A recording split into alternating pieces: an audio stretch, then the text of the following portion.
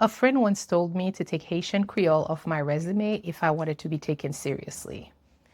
What she was really saying was hide yourself if you want to survive. But I left it there anyway. And the very thing that I was told to hide became part of what made me valuable. So if you ever felt like being fully yourself, it might cost you the opportunity, this story is for you. Because this is not really just a resume story. This is a story about what happens when fear dresses itself up like it's some kind of advice. This is also a story about the quiet ways that women learn to shrink before anyone even asks them to. This is a story about the hidden pattern of self-erasure. And if you are a woman who has been editing yourself to be more acceptable, more digestible, more safe, I need you to stay with me. At the time this happened, I was not sitting in some corporate office. I was working at a department store. And I was doing what a lot of immigrants do when they're trying to rebuild a life. I was working, I was watching, I was learning the system. And I was trying to figure out how to move forward without losing myself in the process. Now, the interesting thing is I was not new to being capable. I was not new to being professional either. Because back in Haiti, I had already worked as an executive assistant. I knew how to organize. I knew how to support leadership. I knew how to be sharp. What was new to me was America. What was new to me was the system here. And what was new to me was how quickly a person can make you question your own value when you are trying to enter a new world. One day at work, I met an older man. You know those people who come into your life for a moment and say one thing that unlocks something for you? He was one of those people. He looked at me and basically said, you have skills, Webley. You have office experience. Why are you not trying to get into corporate? It felt so simple when he said that, but sometimes simple words, they hit hard when you are in a season where you are doubting yourself. Sometimes all it takes is just one person seeing you clearly for you to realize that you have been overlooking yourself. So I started thinking about what he told me seriously, and I started researching agency. And I found an agency that helped people get placed into jobs, and they told me to bring in my resume. Now, because I was new to this particular lane, I reached out to someone I thought would be understanding because she was Haitian too. She was already working in corporate in New York. And I thought, perfect. She understands both the culture and the system, and she will know what I need.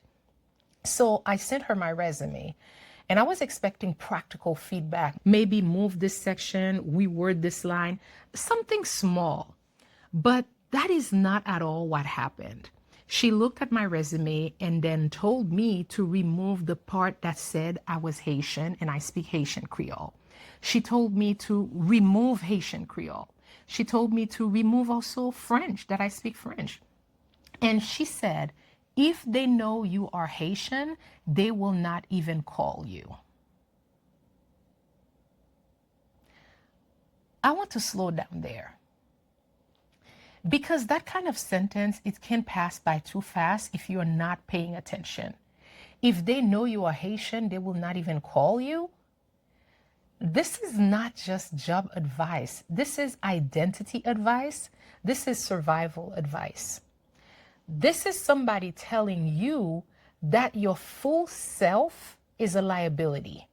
And I remember going quiet on the phone, not because I agreed, but because sometimes when something hurts you, your body goes still before your mind can even catch up with what's going on.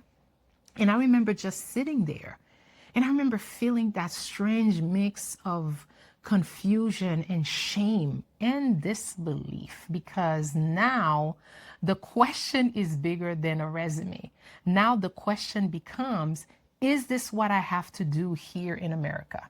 Do I have to hide pieces of myself to have access? Do I have to translate myself into something more comfortable for other people? And I want to say this with compassion. I do not think that she was trying to hurt me.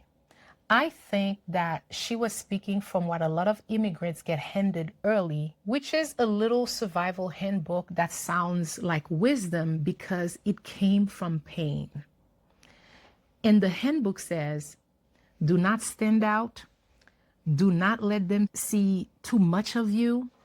Do not make them uncomfortable. But fear advice is still fear advice. And if you're not careful, you will mistake inherited fear for truth. That was the real battle for me. It was not just a resume, but the question of whether I would let someone else's fear become my future. I went back and forth with myself for about a week because this was not something small to me, and it was identity versus erasure. Will being myself cost me everything? A lot of women are living under that question right now. And for some of you, it's not a resume, it's your voice, it's your standards, it's your story.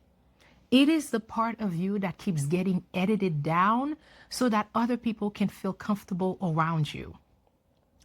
And what makes it so painful is that on the outside, it can look wise. It can look like you are just being careful.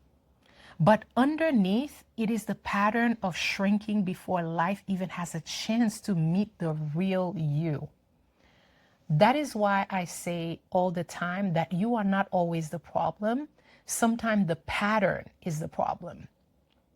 So for that week, I wrestled with that a lot. And when you are trying to build a new life, fear, it can sound very practical. Fear sounds like just take it off. You can always be yourself later. But the problem with hiding is that it rarely stays small. Because first, it is a line on your resume that you remove. Then it is your voice in the room that you erase. Then it is the standard you keep lowering because you do not want to lose access. And one day you wake up and realize that you have been disappearing in the name of being accepted. Something in me started pushing back because I have always had a little rebel in me, the kind that asks, but why? Why do I have to do that? And I thought to myself, I have worked too hard to get here to now start apologizing for who I am. I know I am capable. I know I can adapt. So why am I acting like I need to erase part of myself to be worthy of a chance?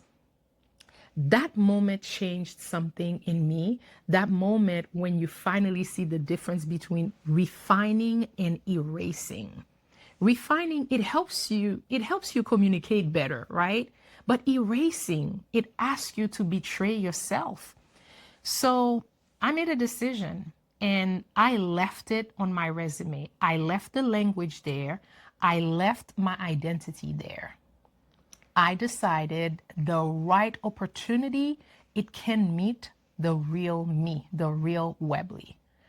Now, was I shaking a little on the inside when I made that decision? Absolutely, yes. But courage is not the absence of fear. Courage is deciding that fear, it does not get the final vote. So I sent the resume in as it was. And do you know what happened? The agency was impressed. Doors started opening for me. And eventually I interviewed at a financial firm. And do you know one of the main reasons I became valuable at that firm, at that financial firm? It was because of the very thing that I was told to hide. The language and the cultural fluency. The thing that supposedly would make people overlook me ended up helping people see my value more clearly. It taught me something about life. It taught me to be careful who I let define what is possible for me. Because not everybody giving advice is giving truth. Some people are just handing you their own fear. And a lot of what keeps us stuck is not laziness. It is the pattern of hiding. It is the pattern of over editing ourselves because the world even gets a chance to respond. And I have seen so many women shrink and call it strategy. I have seen so many women delay and call it preparation. But what if the thing you have been minimizing is actually connected to your power? What if your voice is not too much? What if your story is not too messy? The real shift is not becoming more acceptable. The real shift is becoming more available to yourself and trusting your own value enough to stop negotiating it down before anyone asks. So I want to leave you with a few questions. What part of you that you have been treating like a liability? Where have you been shrinking before life even gets a chance to meet the real you? And what would it look like to tell the truth about that? Because it starts when you realize that you do not have to betray yourself to move forward. I want to know from you now, have you ever been told by a friend or by a family member to hide something about yourself in order to be accepted? And did you listen? So tell me in the comments, because I really want to hear your story. I'm Webley. I am 50 years old, and I am done with the Survival Handbook. I will see you tomorrow.